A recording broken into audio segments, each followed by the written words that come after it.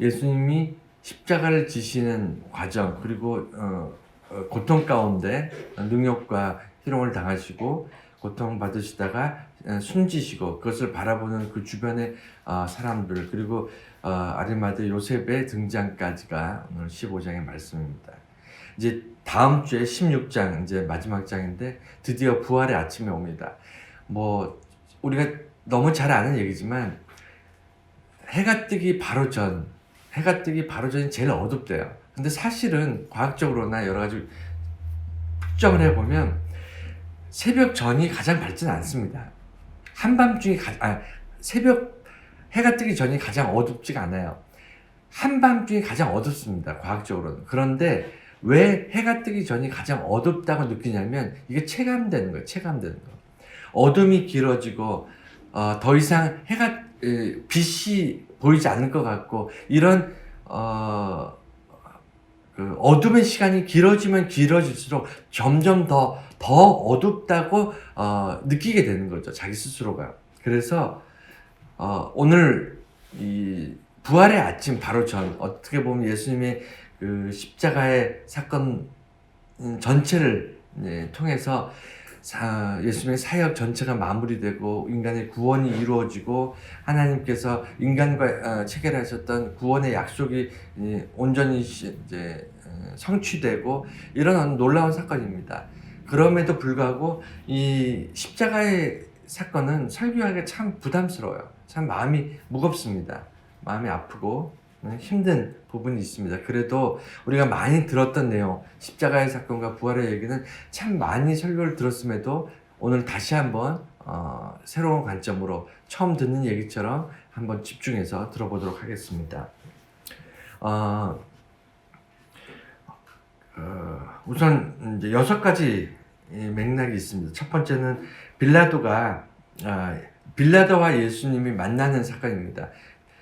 그 대제사장들이 자기들끼리 재판을 벌였는데 뭐라 그러냐면 신성모독이다. 고로 죽여야 되는데, 죽이고 싶은데 죽일 수가 없는 거예요. 왜냐하면 일반적으로는 죽일 수 있어요. 죄가 분명하면, 예를 들어 간음하다 잡힌 여인 뭐 이런 경우는 그 현장에서 잡혔고, 그 다음에 죄의 어떤 그 경중이 무겁고, 그 다음에 주변에 사람들이 많이 모인 상태에서 돌을 들어서 던져 죽여라 하면 일단 신분도 낮기 때문에 뭐 거리낄 것이 없습니다. 그래서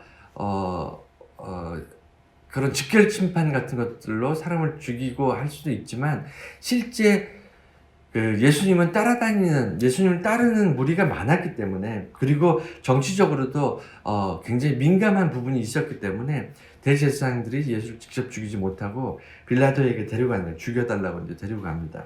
그러면서 빌라도가 예수를 만났는데, 물론 빌라도는 예수에 대한 소문을 많이 익히 들어 알고 있었을 거예요.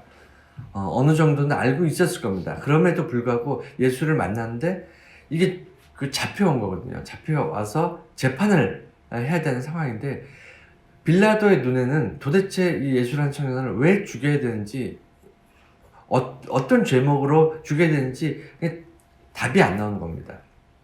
여러분, 빌라도는요, 기본적으로 정치인이에요. 그러니까 로마에는 뛰어난 장군들이 많았습니다. 로마가 전 세계, 당시에 그 유럽을 다 석권하고 아프리카까지 뭐 주변의 많은 나라들을 통일할 수 있었던, 정복할 수 있었던 건요, 정말 로마는 뛰어난 군인들, 뛰어난 장군들, 그리고 용맹한 어떤 전사들, 그러니까 군인들이죠. 군인들이 있었기 때문에 이것이 가능했거든요.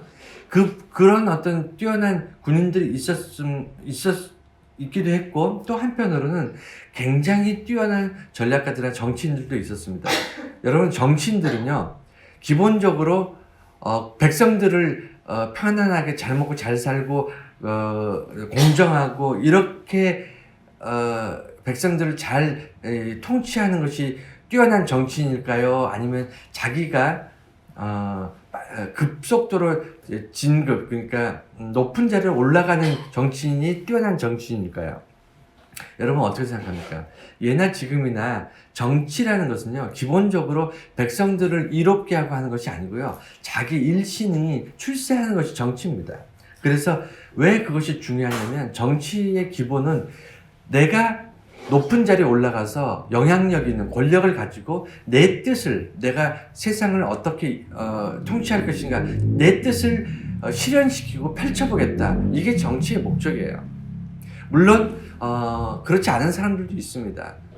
근데 대부분 그런 사람들은 백성들을 돕고자 하고 섬기려고 하고 이런 사람들은 주로 정치 쪽으로가 아니라 CEO라든가 아니면 어떤 종교라든가 아니면 봉사라든가 이런 식으로 낮은 자들에게 다가가는 사람들이 많고요. 이 기본적으로 정치라는 것은 낮은 데로 내려가기보다는 높은 데로 올라가는 게 정치의 생리입니다. 이 얘기를 왜 말씀드리냐면 빌라도는 정치인이었어요. 정복자, 장군들은요, 용맹해야 됩니다. 그러니까, 싸움을 일으켜야 돼요. 전쟁을 일으켜서 남의 땅을 뺏어야 됩니다. 남의 지역을 들어가서 그곳을 정복해야 돼요. 그러니까 장군들은, 일을 만드는 사람이라고 할 수 있습니다. 그런데 정치인들은요, 반대예요. 정치인들은 장군들이나 군사들이 정복해낸 땅에 들어가서 정치인들은 거길 다스리는 사람들인데 이 다스리는 사람은요 두 가지입니다. 이곳에서 조용해야 돼요. 밀란이 없어야 됩니다. 조용해야 되고요. 두 번째는 사람들이 세금이라든가 이런 걸 협조를 잘해야 돼요. 그 두 가지만 잘 지키면 정치 잘하는 거예요. 그러면 진급도 할 수 있고 높은 자리로 올라가는데 더 도움이 되는 거죠. 그러니까 장군은 전쟁을 많이 해서 전과를 많이 높여야 장군이 이제 진급을 하는 거고요. 정치인들은 조용히 시켜야 돼요. 소리 소문 없이 조용히 시켜야 되고 말 잘 듣게. 그리고 로마 정부에 협조 잘하게. 이것만 잘하면 정치인들은 잘하는 거예요. 빌라도도 당연히 정치인이니까 그렇게 하고 싶었어요. 그런데 빌라도가 제일 싫어하는 것이 뭐냐면 군중들이 모이는 겁니다. 여러분 예수님이 왜 예수가 죄가 없는데 예수를 살려주려고 했냐면 예수님을 빌라도가 좋아해서가 아닙니다. 아니면 빌라도가 예수를 보니까 이 청년은 참 정직하고 착한 청년이니까 죄도 없고 하니까 이게 모함을 받아서 이거 왔으니까 그냥 불쌍하니까 살려줘야지. 이게 아니라니까요. 빌라도 입장에서는 예수라는 청년을 죽이든 살리든 그거는 별로 중요하지 않아요. 중요한 건 뭐냐면 이 청년 때문에 지금 온 예루살렘이 들썩들썩한 거예요. 난리가 난 겁니다.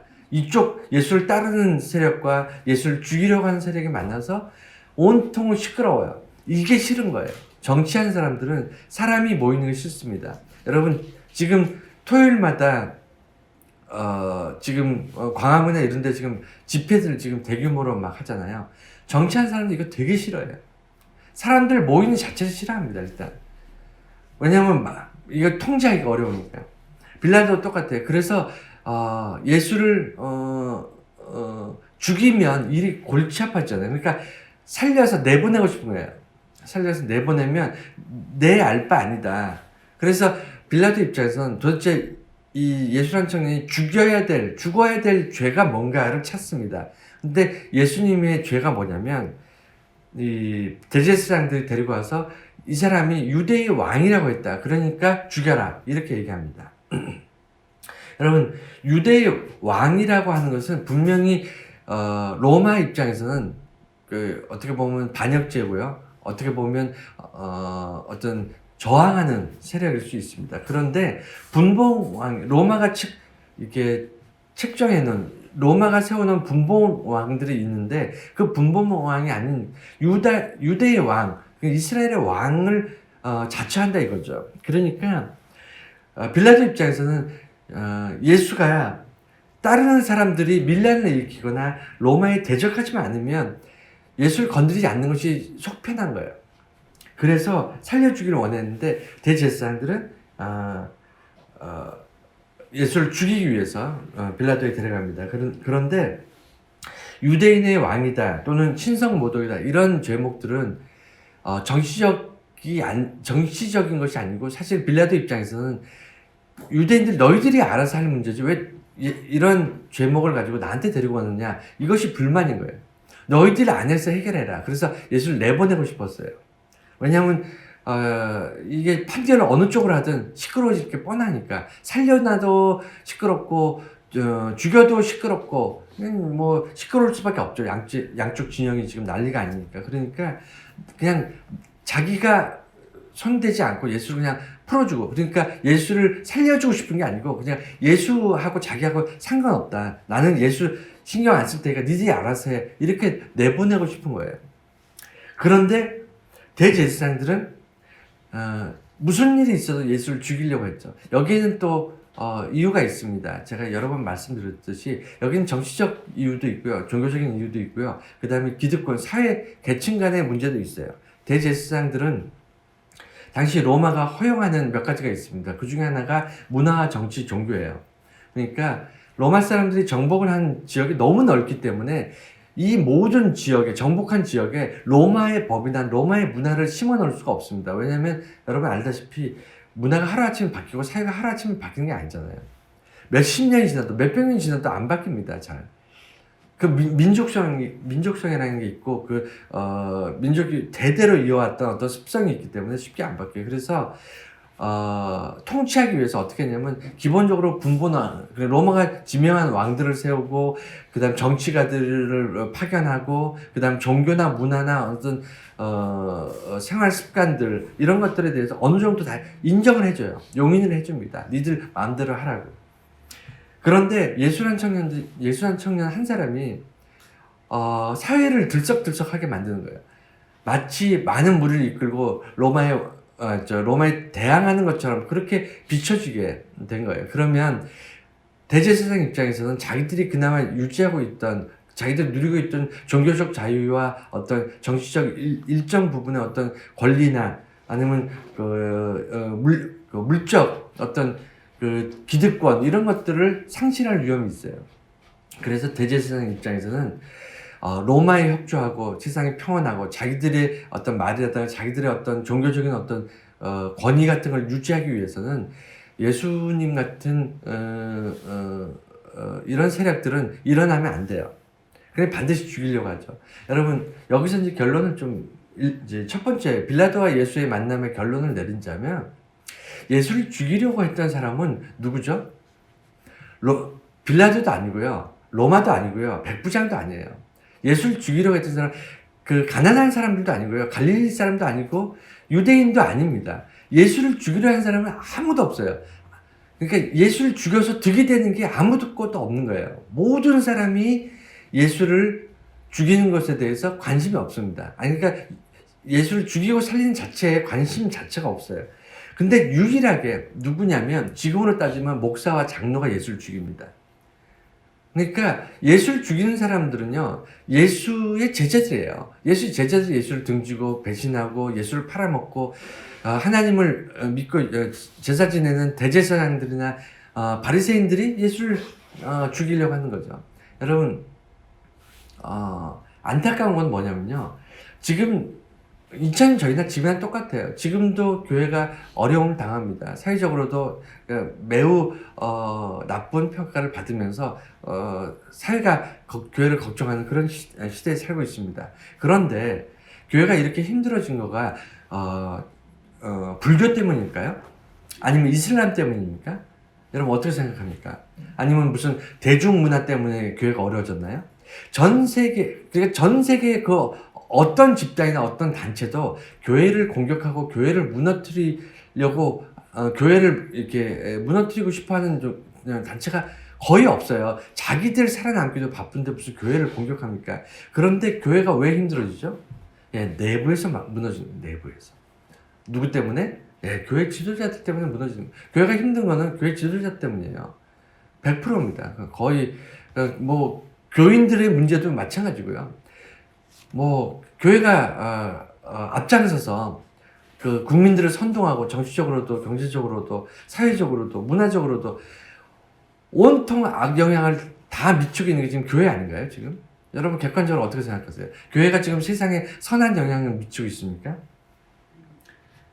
그러니까 이 중심에는 교회 교회 문제가 일어난 이 중심에는 교회 지도자들, 이 복음을 가르치는 사람들이 잘못된 어떤 부분들이 분명히 있어요. 이게 예수님을 십자가에 못 박았던 사람들이나 지금도 교회를 무너뜨리고 있는 사람들이나 마찬가지가 아닐까 이렇게 생각합니다. 왜 이렇게 21세기가 됐는데 그렇게 이단 교회가 활성화된지 여러분 감이 안 오세요? 길 조금만 건너가면 저기 어디죠? 몰몬교 교회 있잖아요. 거기 차들이 주차를 못 합니다. 주변에 얼마나 많은지 예배 끝나고 가다 보면 뭐 주차를 못 할 정도로 꽉 차 있고 사람들이 무지하게 쏟아져 나와요. 여러분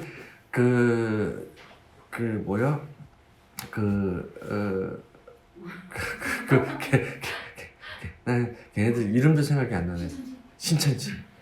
얘네들 그렇게 뭐 문제가 되고 어쩌고저쩌고 해도 꾸준히 늘어납니다. 정말 엄청나게 늘어나요. 그 인원이 왜 늘어날까요? 그게 교회에서 넘어가는 거예요. 교회 다니는 사람들이 목사들이 너무 웃기거든요. 장로들이 너무 웃기니까 이건 아니다 싶으니까 교회를 비판하고 목사 장로를 손가락질하는 그런 이단에 가니까 걔네들이 말이 맞는 것 같거든요. 그러니까 넘어가는 거예요. 여러분 이건 정말 악순환이에요. 악순환. 최악의 상황입니다. 교회가 이게 순식간에 무너지고 있습니다. 이게 뭐 수천 년에 걸쳐서 서서히 성장했고 다져왔던 교회가 지금 정말 몇십 년 사이에 불과 몇 년 사이에 한순간에 무너지고 있어요. 비통한 일입니다. 예, 그리고 보면 계속해서 예수님을 이제 빌라도가 십자가형으로 이제 죽이기로 작정하고 내어줄 때 이제 군인들이 와서 채찍질을 하고 이제 침을 뱉고 합니다. 근데 군인들이 예수를 희롱하는데 왜 희롱할까요, 군인들이? 거기에는 두 부류가 있어요. 일반 군인들이 있고요, 백부장이 있어요. 그러니까 이 사람들은 십자가형에 사람들을 많이 죽여봤을 거 아닙니까? 수없이 사람들을 전쟁에도 나가고 전쟁도 했던 사람들이고 군인들이니까 사람을 죽고 죽이게 하는 것에 대해서 그렇게 뭐 두려워하고 그러지 않습니다. 그리고 사형 집행관들이니까 얼마나 뭐 사람 죽이는 거에 대해서 뭐 눈 하나 깜짝 했겠습니까? 그런데 재밌는 것은 이 사람들을 왜 예수를 희롱했냐면 이 사람들이 죽였던 사람들, 십자가에 매달았던 사람들은 대표적으로 강력 범죄자들이에요. 강도 살인이라든가 아니면 무슨 로마에 대항해서 밀란을 일으켰다든가 이래야 이 정도 죄를 지어야 십자가에 죽이는 겁니다. 그런데 예수의 죄목이 유대인의 왕이에요. 그러니까 얼마나 웃겨요. 말도 안 되는 거 아닙니까? 그러니까 이 사형 집행을 하는 이 군인들 입장에서도 이 자체가 말이 안 되는 희극인 거예요. 그런데 여기서 두 부류인 군인들과 백부장의 차이가 좀 납니다. 이따가 백부장 얘기를 한 번 더 하겠지만 똑같은 사형 집행을 하는데 군인들은 자기가 정해진 일, 자기가 해야 될 일을 하면서 비웃고 조롱하고 예수를 때리고 능멸하는 일을 집중하면서 자기가 그 사형 집행관으로서 즐기고 있는데 거의 반면에 백부장은 이 사람이 왜 유대인의 왕이란 죄목을 가지고 십자가에 죽어야 되지? 그럴 만한 죄도 아닌데. 그리고 이 친구는 여태까지 십자가형으로 죽었던 사람들과 너무나도 다른 어떤 죽음의 모습을 이제 관찰하게 되는 거죠. 이건 이제 나중에 다시 한번 얘기하겠습니다. 그래서 군인들의 희롱을 통해서 드디어 예수님께 십자가를 지시게 됩니다. 그런데 예수님이 십자가에 못 박혀서 매달려 있을 때 지나가는 사람들도 그렇고 바리새인들이나 백부장이나 이런 사람들이 하나같이 하는 공통적인 얘기가 뭐냐면 너가 스스로 구원하라는 거예요. 그 얘기를 계속 반복합니다. 스스로 구원하라. 여러분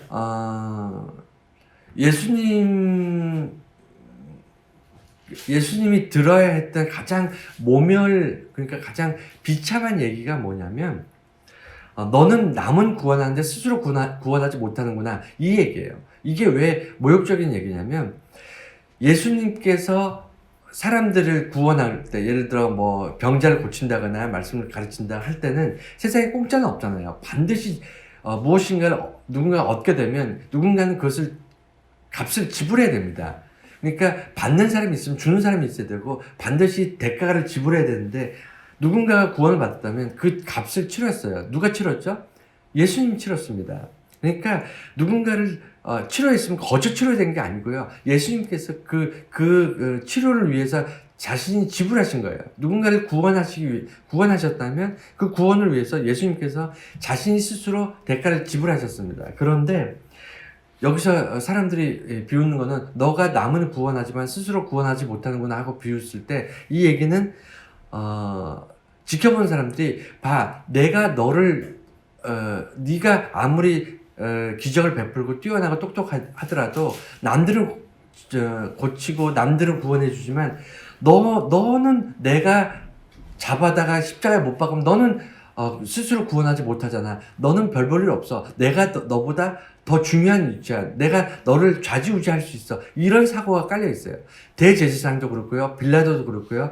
그 다음에 군사들도 그렇고, 거기서 예수의 십자가를 지켜보는 모든 사람들이 너 스스로 너를 구원해라 라고 말하는 모든 사람들의 공통적인 특징이 뭐냐면, 내가 너를 어떻게 너 스스로는 어떻게 할 수 없어. 내가 너를 죽이고 살릴 수 있는 건 나야 라고 생각하고 있는 거예요.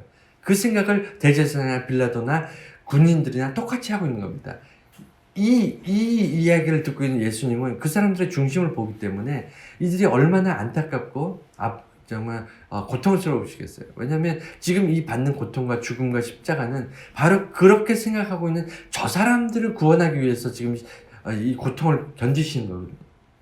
그러니까 스스로 구원하라. 이게 정말 비참한, 정말 비참한 상황입니다.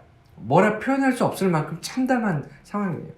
그리고 사인에 대해서 잠깐 제가 여러 번 말씀드렸지만 그래도 한번 짚고 넘어가야 되기 때문에 예수님의 사인에 대해서 우리가 좀 알아야 돼요. 예전에도 얘기했지만 일단은 과다출혈 설이 있고요. 다음에 질식사 설이 있습니다. 두 가지 다 뭐 정확하게는 알 수는 없지만 두 가지 다 어느 정도 영향을 미쳤다고 봅니다. 뭐 과다출혈은 알다시피 십자가형이 정해지면요, 채찍질을 당합니다. 40에서 한 달을 감한 39대 채찍을 맞게 되는데, 가죽끈 끝에다가 쇠구슬이나 아니면 동물의 뼈 같은 것을 이게 묶어가지고 때려요. 그래서 살을 찢어냅니다. 살을 찢어낸다. 그러니까 단순히 아픈 게 아니고요. 그냥 그 몸을 좀 표현이 그렇습니다. 몸을 걸레를 만드는 거예요. 온 몸을 찢어버리는 겁니다.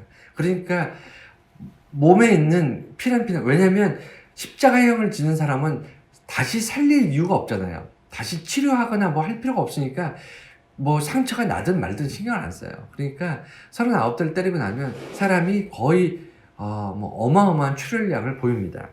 그런데 출혈이 되더라도 이게 참 재밌는 건 칼이나 총같이 이렇게 깊이 파고들어서 내장을 상하게 하는 게 아니기 때문에 이 표면은 아프기만 해요. 우리가 그러니까 고통만 주어지고, 이 흐르던 피는 시간이 지나면 다시 뭐라 그러죠? 이게 피가 멈춥니다. 응고됩니다. 그래서 일단은 처음에는 채찍에 의해서 출혈이 시작되고, 그 다음에 십자가 지는 순간 십자가는 대정맥을 피해서 못질을 하기 때문에, 왜냐면 그들은 사람들을 죽이는 전문가이기 때문에 어떻게 해야 사람이 금방 안 죽고 고통받는지 잘 알아요. 그래서 십자가형이라는 것은 못을 받고 그 못에 세 개의 못을 통해서 사람을 매다는 거잖아요. 사람의 몸무게가, 자기 몸무게가 쇠못 세 개에 의지해서 매달리는 겁니다. 그러다 보니까 살이 찢어지고 그 다음에 매달려 있는 동안에 사람 몸이 이렇게 편안하게 있는 게 아니고 이렇게 앞으로 쏟아집니다. 여러분 그림 같은 거 보면 이게 팔과 다리의 못은 박지만 십자가를 똑바로 세우면요, 사람은요 중력에 의해서 앞으로 꼬꾸라지게 돼 있어요. 그러니까 꼬꾸라지고 팔은 매달리니까 계속 이게 늘어납니다. 찢어집니다. 그래서 팔이 약 10cm에서 15cm 정도 늘어난대요. 그러니까 그게 뭐 뭐 고무줄처럼 늘어나는 게 아니고 마디마디가 이제 파열되는 거예요. 떨어져 나가는 겁니다. 그래서 그 뼈와 뼈가 다 이어져 있잖아요. 저 연골이나 이런 걸로. 그 연골이 다 끊어지는 거예요. 그리고 근육이나 인대 같은 거 다 끊어지고 그렇게 돼야 10cm에서 15cm가 늘어나요. 그러니까 매달려 있는 거죠. 말 그대로. 그러니까 십자가에 못세계에 박혀서 앞으로 꼬꾸라진 채로 매달려 있습니다.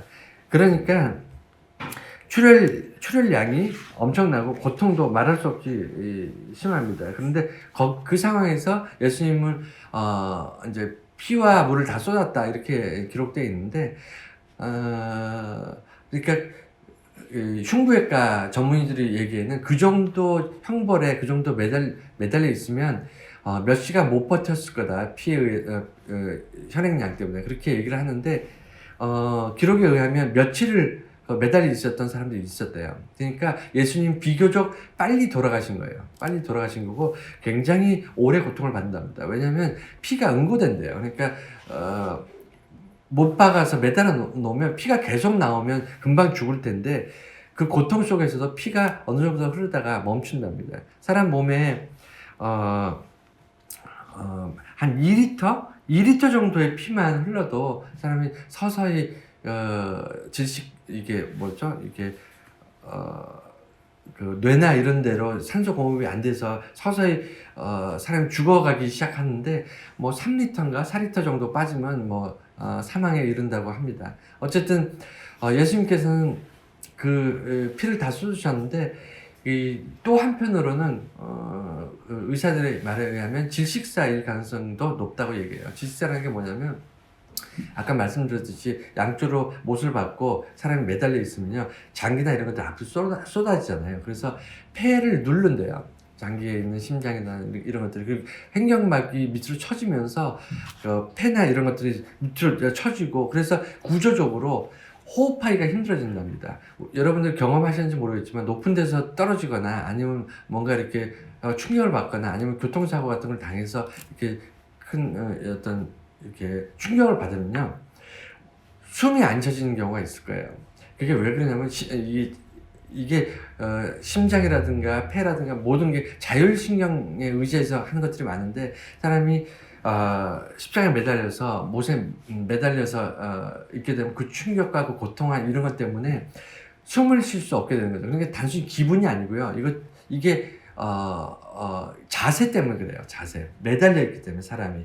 그래서 숨을 한번 쉬려면 어떻게 되냐면 자세를 펴야 돼요. 그러니까 앞으로 쏟아져 있는 몸이 세워져야 숨을 쉴 수 있대요. 그래서 그렇게 한번 숨을 쉬려면 어떻게 해야 되냐면 양쪽에 박혀있던 그걸 당겨야 돼요.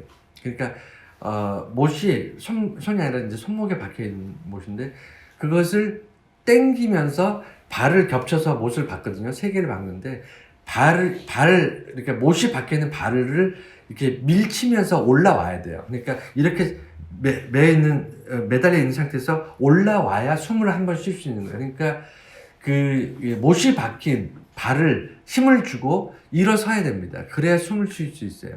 얼마나 고통스럽겠습니까? 여러분 바늘 하나만 찔려도 아픈데 쇠못을 밟고 일어서면서 숨을 쉬면서 그것을 몇 시간, 며칠을 해야 돼요. 그러니까 상상할 수 없는 고통입니다. 근데 그렇게 오르락 내리락하면서 숨을 쉬다가 어느 순간에 이제 힘이 없잖아요. 기력이 빠지면 못 올라오는 거예요. 그러면 점점 호흡이 딸리고 그 다음에 산소량이 부족해지면서 뇌사가 오기 시작하는 겁니다. 뇌에 피가 안 올라가면서 뇌사가 오기 시작하면서 사망이 이르는 거죠. 예수님의 사망은요 여러 가지 이유가 있겠지만 직접적인 사인은 출혈과 그 다음에 호흡 곤란으로 볼 수 있습니다. 이제 5번째, 6번째 숨지신 장면과 아리마대 요셉에 대한 얘기를 하고 이제 15장을 마무리할 텐데 예수님이 숨지실 때 십자가에서 7가지 말씀을 하셨어요. 가상 7항에서 7마디의 말씀을 하셨는데 그 중에 하나가 마가복음에 이제 한번 기록되어 있는데 이게 제일 가슴 아파요. 이 말씀을 이제 그려보면서 이미지로 내가 머릿속으로 한번 그려보면서 다른 말씀들도 많이 있었지만 7개의 말씀 중에 이 말씀이 제일 마음이 아픕니다. 뭐냐면 엘리 엘리 라마 사박다니. 그러니까 하나님 어찌하여 나를 버리시나이까, 이 말씀이거든요. 그러니까 예수님께서는, 여러분 제가 여러 번 말씀드리지만 사람이 의로운 일을 위해서는 죽을 수 있다니까요.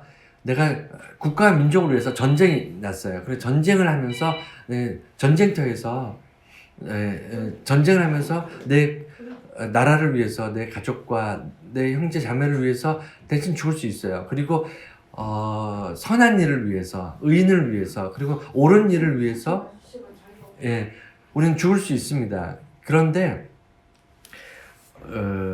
억울하게 죄인을 위해서, 내가 죄가 없는데 다른 사람의 죄 때문에 내가 억울함을 당하고 그것도 비참하게 죽어나가는 것은 차마 그것은 우리가 똑같은 죽음이라도 죽음의 무게가 다르다고 생각합니다. 예수님은요 지금 최악의 상황이에요. 그러니까 하나님이 예수님의 어깨에 우리 모두의 죄를 짊어지게 하셨잖아요. 그러니까 하나님은 죄를 짊어진 예수님을 구원할 수가 없습니다. 왜냐하면 죄를 짊어진 예수님이 우리를 대신해 어린 양으로 그 피와 살을 쏟아내야만 그 생명으로 생명을 사는 거거든요. 예수님이 우리의 죄를 짊어지고 대신 죽으셔야 죽어야 될 내가 대신 사는 거거든요. 그러니까 하나님께서는 예수님 독생자인 자기 아들의 그 고통스러운 죽음을 애써 모른 척 등을 돌려야만 했습니다. 그 모습을 바라보는 자녀의 모습, 아버지라고 부르고 있지만 내가 고통 가운데 죽어가고 있는 이 모습을 등을 돌리고 있는 부모, 정말 그런 어떤 상상을 한번 해보세요. 그러니까 너무 고통스럽고 너무 서글픈 그런 장면이에요. 그러니까 엘리 라마 사박다니는 단순히 우리가 예수님이 하나님 왜 나를 버리셨습니까? 라고 하소연하는 게 아니고요. 그 비참하게 버려지는 존재가 된 예수님의 비통한 처절한 울부짖음이라고 보셔야 돼요. 그러니까 우리가 이렇게 돼야 돼요. 원래는 왜 하나님 우리를 버리셨습니까? 라고 얘기하면서 우리는 고통받고 찢어지고 십자가 지고 지옥 가야 되는 게 그게 우리의 숙명입니다. 그런데 그거를 고스란히 예수님이 대신 우리가 해야 될 일을 100% 예수님이 대신 지금 하고 계시는 거예요. 그래서 엘리 라마 사박다니의 비통함이 있습니다. 그리고 성소의 휘장이 위에서 아래로 찢어졌다고 되어 있는데 이게 굉장히 중요한데, 여러분 휘장이 뭔지는 아시죠? 제사를 지내려면, 그러니까 동물 제사를 지내려면 우리가 그 성소에 들어가야 되고, 성소 안에는 지성소가 있어요. 그러니까 성소가 굉장히 크거든요. 당시 예수님 당시에 그 성전은 헤롯 분봉 왕이었던 헤롯이 이 성전을 짓습니다. 왜냐하면 백성들한테 정통성이 없는 왕이기 때문에 사람들한테 인기를 얻기 위해서, 사람들한테 어떤 정치적 어떤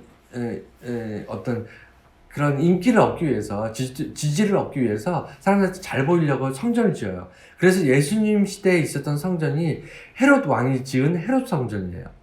그 전에 있었던 모세가 지었던 장막 성전이나 솔로몬의 성전이나 다 허물어지고, 당시 예수님 시대에는 헤롯 성전이 있었는데 이게 한 80년 동안 지었는데 로마에 의해서 다 완전히 싸그리 다 부셔졌는데, 어쨌든 이 헤롯 성전 어마어마하게 크게 지어서 사람들이 막 자부심을 가지고 막 있었던 그 성전, 예수님께서 성전을 부셔라 내가 3일 만에 다 짓겠다 말씀하셨던 그 성전, 그 헤롯 성전 안에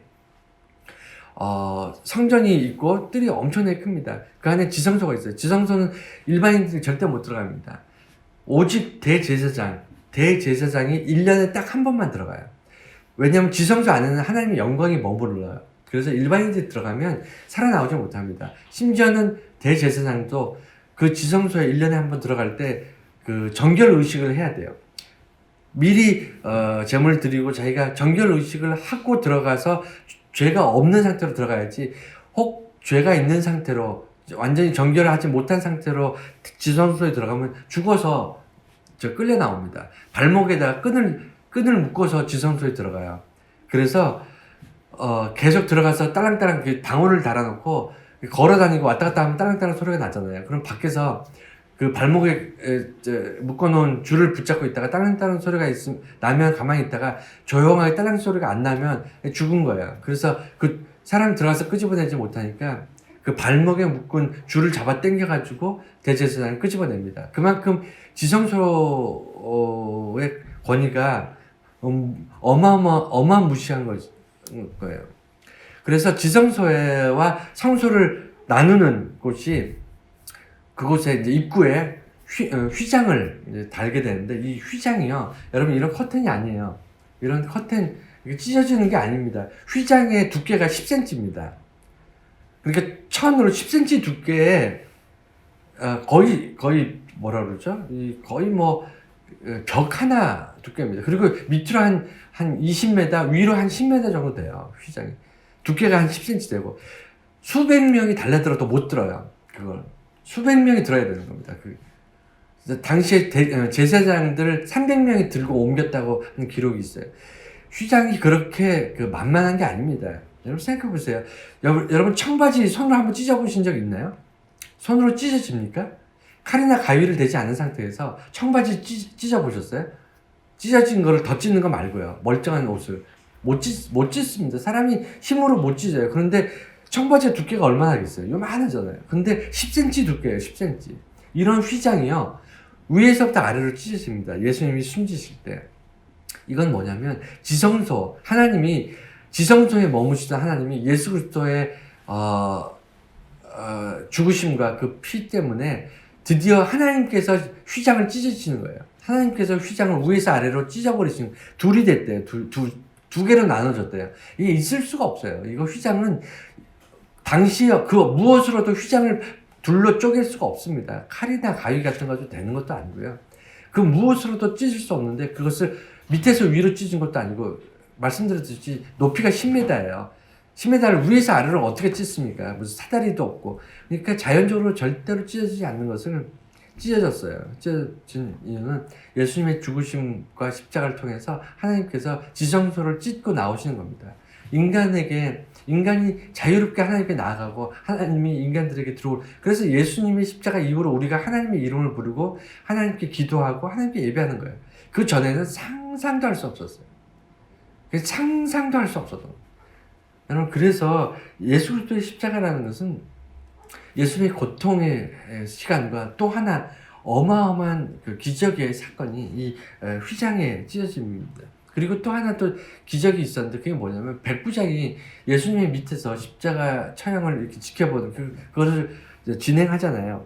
일반 병사들은 못 받고 매달고 뭐 이런 것들 병사들이 하지만 그걸 감시하고 지키고 보는 사람은 이제 백부장인데 이 백부장이 이렇게 보면서 좀 다르게 느낀 거예요. 죄송합니다. 네. 죄송합니다. 백부장이 왜 다르게 느꼈냐면 이 사람이 예수님 죽는 것을 보고 이 사람은 참으로 하나님의 아들이다 이렇게 고백하거든요.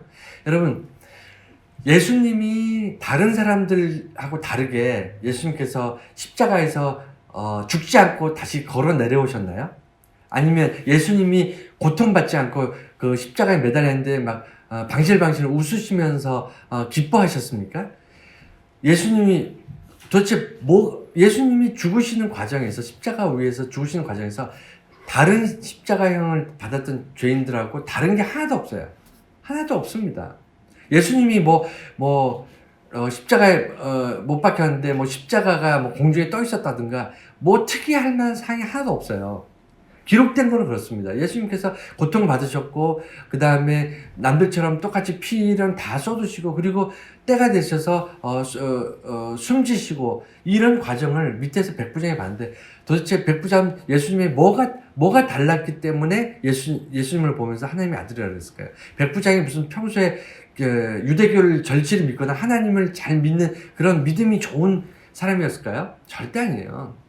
절대 그런 사람 아닌데 이 사람이 예수님이 십자가 처형 과정을 쭉 지켜보면서 예수님이 숨을 거두시는 그 순간 비로소 이는 참으로 하나님의 아들이다라고 얘기를 합니다. 여러분, 여기서 굉장히 중요한 게 있어요. 굉장히 중요한 게 있습니다. 뭐냐면 똑같아요. 우리나 세상 사람들이나 사는 거 똑같습니다. 슬픔은 울고요, 기쁨은 웃고요, 좋은 일 있으면 서로 나누고, 세상 사는 모습이 특별할 게 없어요. 죽는 모습도 똑같습니다. 우리가 병에 걸려서 고통받다가 아파하다가 죽고, 살고 죽고 병들고 이런 모습이요, 우리나 세상 사람들이나 예수 믿는 사람이나 믿지 않는 사람이나 똑같습니다. 예수님이 죽음도 똑같아요. 예수님이 십자가에 못 박혀 죽으실 때 안 죽으신 것도 아니에요. 죽고 세상 사람들처럼 똑같이 고통받으셨고 아파하셨고 그 다음에 비참했습니다. 뭐 하나 다른 게 없었는데, 그 바로 밑에서, 예수님 바로 밑에서 예수님을 바라본 사람은요, 다른 사람들, 멀리서 떨어져서 멀찍이서 보던 사람들이 보지 못한 것을 본 거예요. 그것이 무엇이었는지 기록되어 있지 않습니다. 분명한 것은 세상 사람들이 보지 못한 것을 본 거예요. 가까이 있으면 보입니다. 붙어 있으면 보여요. 예수님에게 붙어 있으면요, 다른 사람들이, 멀리 있는 사람이, 예수를 알지 못하는 사람들이, 그저 똑같다고 생각하는 사람들이 보지 못하는 것을 가까이 붙어 있으면 볼 수 있어요. 예수님의 죽으심을 바로 앞에서 본 백부장은 다른 사람들이 보지 못한 걸 본 겁니다.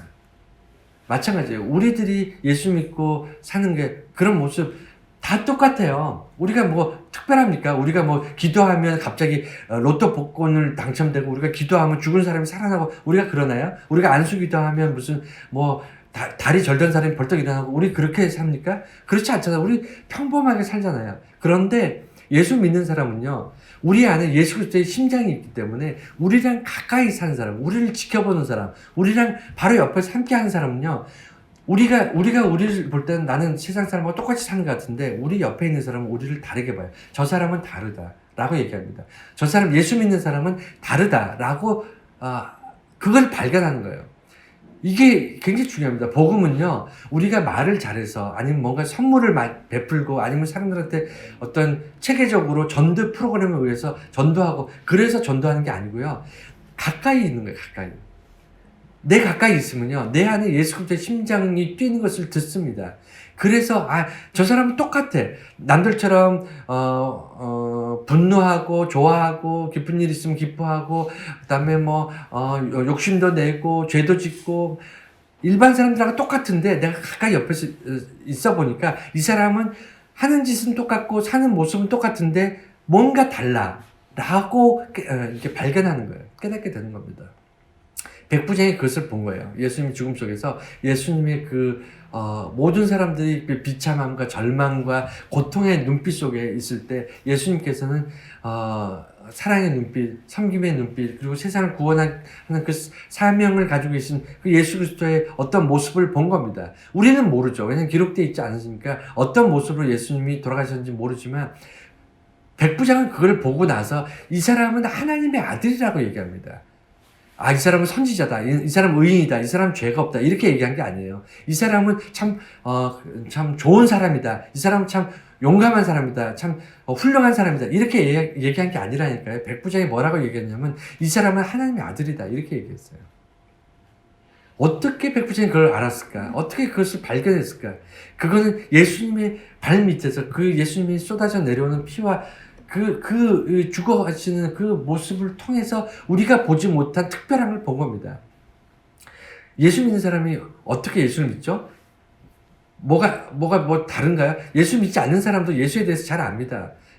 교회에 대해서 잘 알아요. 그런데 우리는 왜 예수를 구주라고 믿죠? 우리는 다른 사람들이 보지 못한 특별한 걸 봤기 때문이에요. 특별한 경험이 있고, 그것을 예수 그리스도의 십자가 발밑에서 우리가 봤기 때문이에요. 백부장이 본 것을 우리가 봤기 때문에 예수를 믿는 겁니다. 백부장이 고백하는 그 고백이 우리의 고백이 될 수 있었던 건요, 누가 우리에게 시켜서가 아니라 우리가 그것을, 백부장이 느낀 걸 우리가 똑같이 느꼈기 때문에 그렇게 가능해지는 겁니다. 마지막으로 아리마대 요셉은요, 예수의 제자 중에 하나로 추측이 됩니다. 추측이 되는 것은 예수님의 사역 기간에 아리마대 요셉이 그 이름이 등장하지 않아요.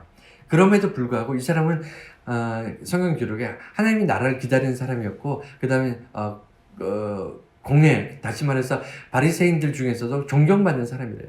그랬기 때문에 아마도 예수님의 제자로 아니면 예수님을 쫓는 그런 사람으로 살기는 어려웠을 것 같아요.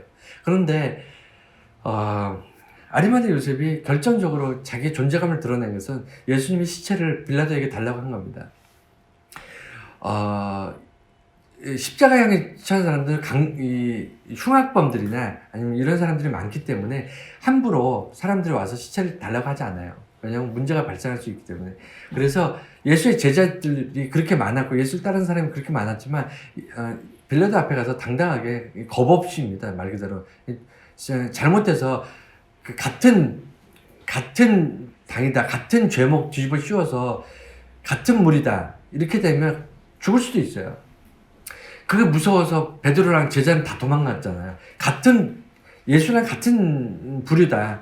그러면 죄목이 똑같아져서 똑같이 십자가 질 수 있거든요. 똑같이 십자가에 죽을 수 있으니까 똑같은 사람 취급받기 싫어서 다 도망갔는데 아리마대 요셉은 똑같은 사람 취급받을 각오하고 빌라도에게 가서 십자가를 십자가에 못 박힌 예수 시신을 달라고 합니다. 이건 자기의 모든 걸 건 거예요. 자기의 생명뿐만 아니라 자기의 지위와 평판과 그 다음에 앞으로의 자기 살아갈 그리고 자기 가족들과 어떤 자기의 하여간 자기 일신의 뿐만 아니라 자기 주변에 있는 모든 연관된 사람들과 어떤 모든 것을 다 건 거예요. 그래야만 빌라도에게 가서 예수의 시체를 달라라고 제사 지낼 수 있어요. 장례 지낼 수 있어요. 그렇기 때문에 아무도 안 한 것을 아리마대 요셉이 했습니다. 자, 그러면 예수를 따랐던 제자들과 아리마대 요셉의 차이점이 뭔지를 이제 얘기를 하고 싶어요. 이것만 얘기하고 이제 오늘 말씀 마칠 건데, 제자들, 예수님께서 그렇게 사랑했고 같이 먹고 마시고 동고동락했던 3년 동안이나 같이 먹고 같이 자고 같이 어려운 일, 힘든 일 다 같이 겪었던 제자들, 그들은 왜 도망갔는데 아리마대 요셉은 예수의 시체를 달라고 요구를 했을까요? 그거는 제자들과 아리마대 요셉의 관점이 달랐기 때문입니다. 이거는 선한 사마리아인 비유에서 제가 말씀드렸는데, 예수님께서 하나님께서 찾으시는 선한 사람은 누구냐면 착한 일을 많이 하고 기부를 많이 하고 봉사를 많이 하는 사람이 착한 사람이 아니고요. 여기서 예수님께서 찾으시는 선한 사람, 하나님께서 기뻐하시는 선한 사람은 누구냐면, 제자들은 그러지 못했어요. 뭐냐면 내가 예수의 제자라고 밝히면 나는 어떻게 될 것인가를 생각하는 사람이에요. 내가 예수의 제자라, 내가 그리스도인이라는 걸 밝히면, 내가 예수를 쫓는 베드로라는 것을 밝히면 나는 어떻게 될 것인가. 잘못하면 잡혀갈 수 있다. 잘못하면 내가 예수님처럼 십자가 질 수 있다. 이런 결론으로 가면 자연히 도망갈 수밖에 없죠. 이게 정상입니다. 내가 예수의 제자라는 것을 드러내면 나는 어떻게 될 것인가. 이게 도망갔던 제자들의 관점이고요. 그리고 선한 사마리아인 비유에서 그 강동당한 사람들을 보고도 지나쳤던 제사장 사마리아인 제사장 바리새인 이런 사람들의 관점이에요. 내가 저 사람을 도우면 나는 어떻게 될 것인가? 내가 예수의 제자라는 것을 밝히면 나는 어떻게 될 것인가? 이것이 그들이 실패했던 원인이고요. 아리마대 요셉이나 아니면 선한 사마리아인 같은 사람들은 어떤 관점을 가지고 있었냐면, 내가 예수의 시체를 달라고 하지 않는다면 예수의 시체는 어떻게 될 것인가? 그것을 생각한 겁니다. 그 사건을 생각한, 내가 이것을 밝히면, 내가 예수의 제자라는 것을 밝히더라도, 내가 예수의 시신을 달라고 하지 않으면 예수의 시신은 그 골고다 같은데, 그런 계곡 같은데 버려지거든요. 들짐승들이 와서 뜯어 먹습니다. 이 시신을 한없이 십자가에 매달아 놓는 게 아니에요. 죽으면 끌어내려가지고요 버려요. 찾아가지 않으면 버립니다. 근데 아무도 흉악범의 시신을 잘 안 가져가죠. 왜냐하면 위험하니까. 그 연관이 있다, 이렇게 생각하면 괜히 문제가 발생할 수 있으니까 잘 안 가져가니까, 거의 십자가에서 죽은 사람들은 그 계곡이나 이런데 시체가 버려집니다. 그래서 들짐승들이 뜯어먹게 되어 있는데, 예수님의 시신을 장례 지내지 않으면 예수님의 시신도 저렇게 버려져서 들짐승들이 뜯어먹을 것이다. 그러면 내가 비록 내 생명을 걸고 내 재산을 걸고 내 명예와 내 어떤 가족들의 모든 어떤 것을 다 걸더라도, 이것을 다 잃게 될지라도 예수님의 시신이 들짐승이 뜯어먹는 그런 것을 허용해서는 안 되겠다. 이게 아리마대 요셉의 관점이에요. 이게 선한 사마리아인의 관점입니다. 내가 강도 만난 사람을 도우면 그 사람은 산다. 이게 중요한 거예요. 내가 가진 모든 것을 잃을 수 있어. 하지만 이것을 걸었기 때문에 이것을 잃을 수 있지만, 그럼에도 불구하고 내가 예수의 제자이고 예수의 사람이고 예수를 위해서 이런 결정을 하게 되면 예수님은 어떻게 될 것인가? 예수의 이름은 어떻게 될 것인가? 하나님의 영광은 어떻게 될 것인가를 생각하는 그것이 그리스도인이에요. 그것이 하나님께서 찾으시는 선한 사람입니다. 참된 제자인 거죠.